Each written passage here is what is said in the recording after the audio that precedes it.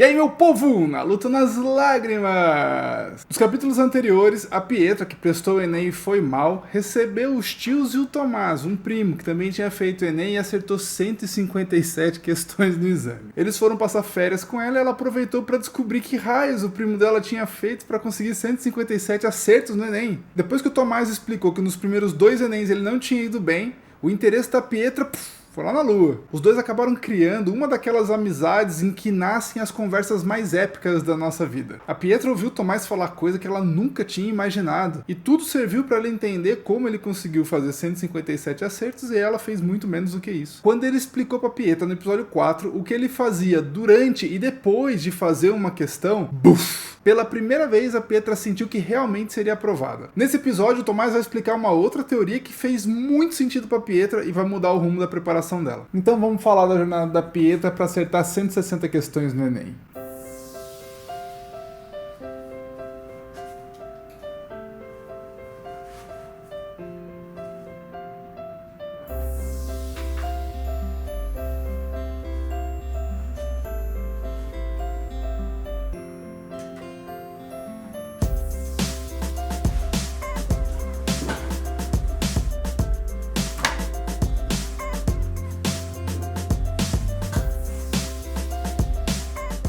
Ai, Tomás, que preguiça boa!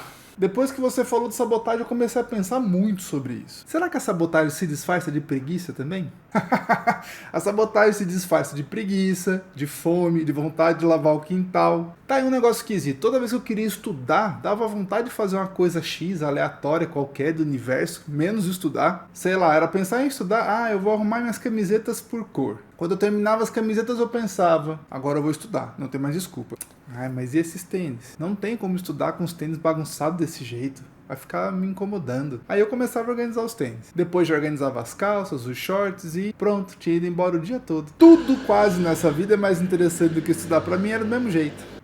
E o que você fazia? Primeiro eu tentava me obrigar a estudar. Era um processo bruto mesmo. Senta e estuda, nem pensa. Não é a hora da cabeça funcionar, tem que sentar e fazer. Por uns 3 dias funcionou bem, depois eu não conseguia manter o comportamento. Mas foi aí que eu tive uma ideia. A moeda de troca da minha aprovação é o meu tempo. Se eu quiser dar menos tempo para conseguir minha aprovação, eu tenho que fazer o meu tempo valer mais. Eu viajei, mas estou interessada. Prossiga. Eu não sei se eu consigo explicar direito porque eu nunca tive que explicar isso pra ninguém, mas eu vou tentar. Eu comecei a reparar que passar é sempre uma questão de tempo. Alguns passam em 1 ano, alguns passam em 7 anos, mas é sempre uma questão de tempo.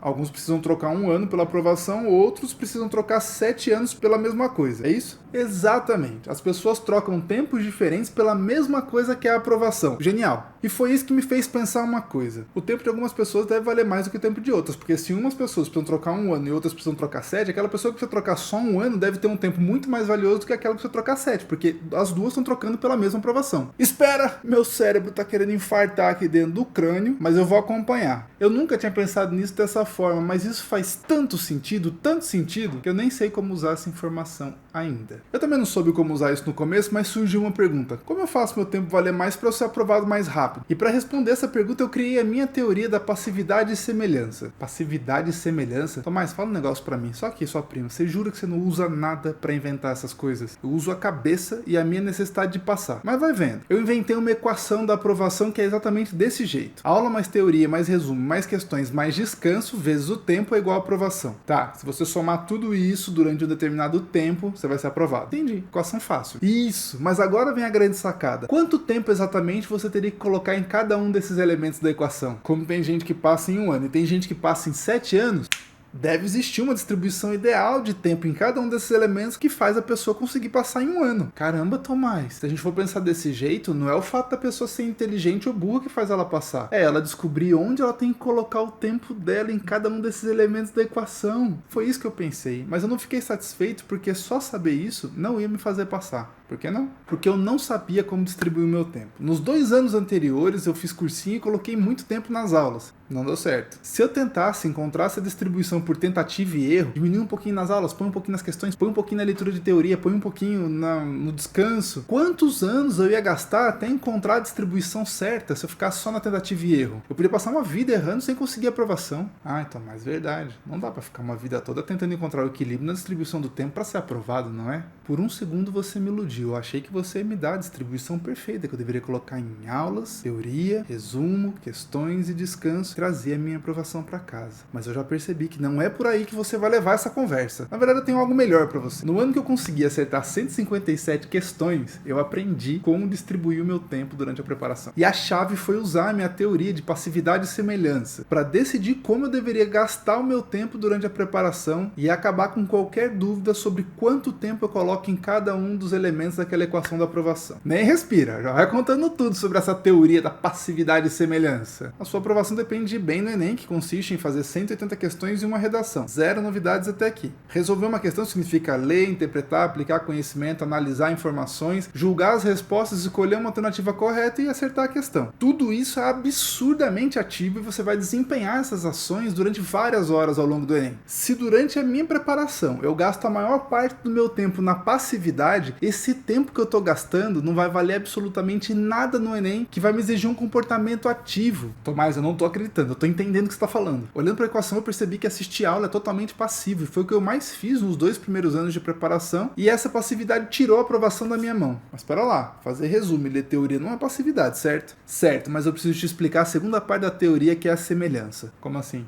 Tem muita coisa ativa que as pessoas fazem durante a preparação que não traz resultado nenhum no Enem. Elas gastam tempo, se desgastam e não dá em nada. Quando você for escolher alguma coisa ativa para fazer na preparação, você tem que ter certeza de que existe semelhança com aquilo que você vai enfrentar no Enem. Tomás, se eu te contar uma coisa, você promete que não vai rir? Eu não prometo nada. Eu vou contar assim mesmo. Ano passado eu vi uns resumos pela internet e eu achei a coisa mais linda. Letras maravilhosas, esquemas coloridos, caixinhas com luz e sombra. Eu fiquei horas olhando esses resumos, Tomás. Foi aí que eu decidi que os meus estudos seriam muito mais motivadores se eu tivesse resumos mais bonitos nele. Eu fui até a papelaria, comprei papéis coloridos, comprei um monte de canetinha, comprei adesivos, voltei pra casa.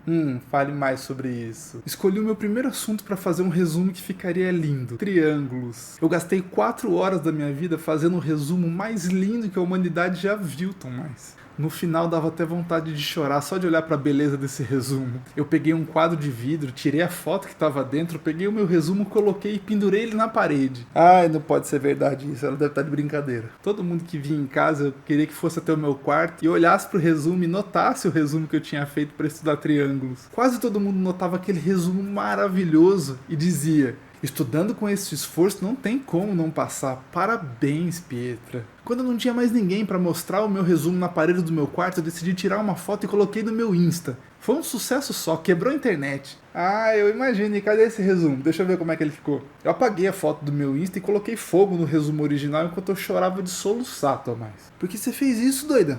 Eu tinha o resumo mais lindo sobre triângulos em casa e quando caiu uma questão no Enem sobre triângulo eu errei. Eu não acredito, eu não acredito. Você sabe que depois dessa risada eu considero você muito menos, né? Será que já não tá na hora de você e seus pais acabarem as férias e voltarem pra casa de vocês, não, hein? Mãe, será que não tá na hora deles irem embora?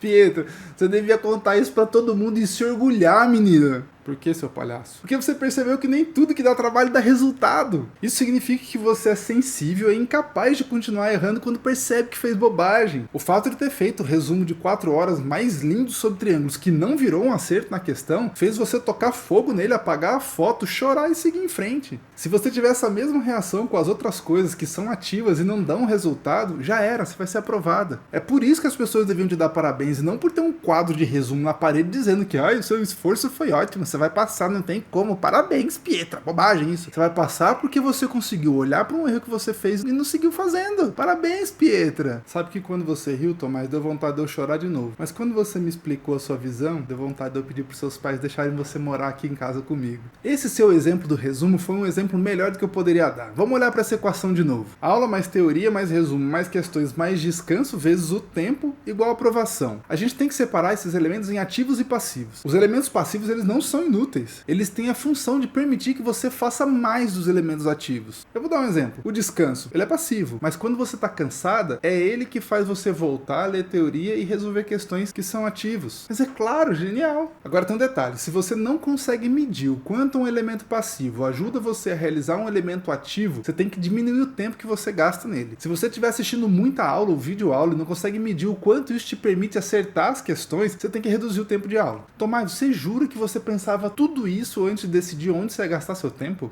No começo eu não pensava em nada disso não, mas no final eu já pensava essas coisas sem nem perceber, de tanto usar, faz sentido. Depois que você tiver julgado todos os elementos passivos, você precisa definir quais desses elementos merecem fogo. Eu já sei que você queimou na sua vida os resumos de 4 horas e você fez muito bem. Quando você gastou 4 horas para fazer um resumo sobre triângulos e isso não se transformou em acerto no Enem, já ficou claro que não existe semelhança entre fazer resumo e acertar questões do Enem. Fogo no resumo. Então, pensando dessa forma, fazer questões do ITA é um negócio meio duvidoso, porque se eu só quero prestar o Enem, fazer as questões do ITA que não tem qualquer semelhança com o Enem, também é o tipo da coisa que eu devia meter fogo. Eu não quero fazer ITA, pronto, você entendeu. Mas, no geral, fazer questões é o melhor, certo? Fazer questões é a coisa mais importante. Mas se você fizer um volume muito grande de questões que não tem nada a ver com o Enem, você também vai jogar tempo fora. Sem dúvida nenhuma, você vai precisar de menos tempo para ser aprovado, se você quer prestar o Enem, se você gastar mais tempo fazendo questões semelhantes às questões do Enem. Ai, Tomás, então é super fácil, é só pegar as provas anteriores do Enem e fazer todas as questões. Pietra, tem um detalhe que eu preciso esclarecer pra você aí. Se eu pegasse qualquer prova anterior do Enem, uma semana antes de prestar o Enem, eu iria acertar algo próximo de 157 questões, que foi o que eu acertei no Enem de verdade. Mas aí tem uma grande questão. Se eu voltasse 10 meses no tempo e tentasse pegar a mesma prova de Enem anterior para fazer, eu gastaria muito tempo e erraria a maior parte das questões. Mas aí como é que você fez para mudar isso? Não foi insistindo nas provas anteriores para começar a acertar? Aí tem uma sacada importante. 10 meses antes de prestar o Enem, várias das questões do Enem estavam acima do meu nível, estavam acima da minha capacidade de resolução. E se eu tentasse fazer essas questões, ia consumir um tempo absurdo e eu não ia conseguir avançar o suficiente para chegar até o Enem em condições de acertar 157 questões. Eu também não sabia que algumas competências caíam mais do que outras e acabei, quando eu pegava uma prova inteira do Enem para fazer, gastando muito tempo em questões que não eram de competências que caíam sempre. No fundo, as questões eram do Enem, mas nem todas eram semelhantes. Você consegue entender? Pera aí, deixa eu ver se eu entendi. Então, quando você fala de semelhança, você não está falando só de pegar uma questão que caiu no Enem anterior e tentar fazer. Você está falando de entender quais são as competências que mais caem no Enem, pegar as questões dessa competência para fazer e começar pelas questões mais fáceis, indo para as mais difíceis, para você não gastar muito tempo apanhando daquelas questões que estão fora do seu nível. É isso que você está falando, que é semelhança? Se eu tentasse explicar melhor do que você explicou agora, eu não conseguiria. É exatamente isso que você falou sobre a semelhança. E quem me trouxe essa visão foi o Doodle. Eu não tinha essa visão. Ele esclareceu para mim essa ideia de que não bastava só pegar as questões dos Enems anteriores para fazer. O Doodle acabou com a minha passividade, porque ele me forçava a fazer questões, mas ele fez isso da melhor maneira quando me fez entender que semelhança é pegar questões de competências que mais caem com um nível controlado de dificuldade crescente. Tomás, numa conversa passada você me explicou o método de resolução de questões mais incrível que eu já vi. E agora é o meu método porque eu só vou fazer questões desse jeito. Mas eu não tinha clareza sobre essa questão da semelhança das questões. Eu tinha certeza que só pegar as provas dos Enems anteriores e tentar resolver já era suficiente pra gente garantir que estava trabalhando questões semelhantes ao Enem. Mas pensar nas competências que mais caem, começar das questões mais fáceis para as mais difíceis, para não ficar apanhando aquelas questões mais difíceis, gente, é impossível segurar o buff. Fazendo buff desse jeito, você deve estar assistindo os vídeos do Kleber, né? É melhor do que isso. Eu tô começando a ter os meus próprios buffs. Até aqui a Pietra não saiu correndo para fazer tudo que ela tinha feito no ano anterior. Ela tá aproveitando essas férias com o Tomás e investindo tempo para organizar todos os elementos da preparação dela. E sabendo que ela conseguiu acertar 160 questões, a gente descobre que essa etapa inicial da preparação dela foi fundamental para atingir esse resultado que ela vai conseguir lá na frente. No próximo episódio, a Pietra e o Tomás vão conversar sobre a importância da rotina. A Pietra e muitas outras pessoas acreditavam que rotina é fazer a mesma coisa todos os dias. Mas o Tomás vai dar um buff nessa ideia quando ele falar da rotina dele. Você vai perder essa? Eu duvido. Se inscreve aqui no canal e ativa o sininho de notificação. E me segue no Instagram que eu sempre vou avisar você quando tiver vídeo novo. Valeu!